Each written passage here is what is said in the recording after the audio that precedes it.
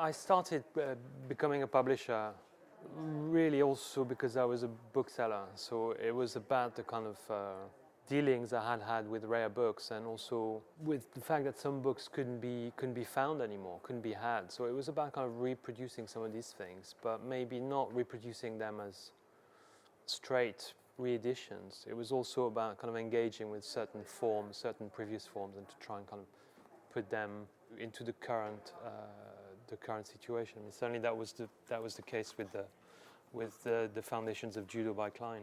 So it's really essentially a new book. It's a new translation, but it's also obviously a book that is a historical document, a re-edition, a reissuing of something that had been out of print for a long time.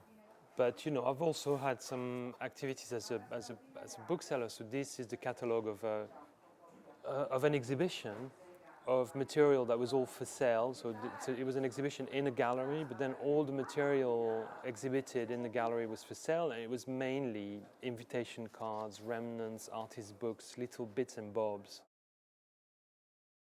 You can talk about the fetish. The book is a material thing. You know, I don't think the book is the book. There isn't such a thing as the book. There are many books with many forms. The book carries itself, but it also carries things within itself.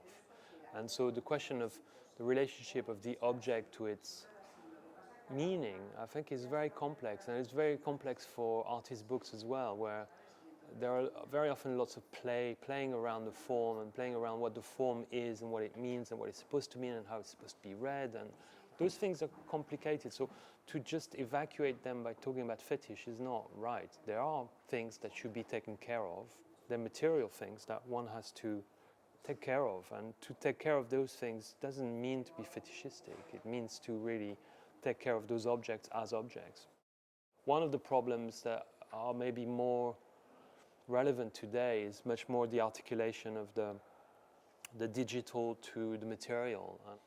It's not quite a creative one. You know, it seems to have been very commercially driven, and really we're all now kind of totally immersed in another layer of digital kind of media, but it's just another layer on top of a lot of other kind of layers of media. You know, so, and I think books is a very deep layer, because we've been you know, producing, reading, doing books for 500 years.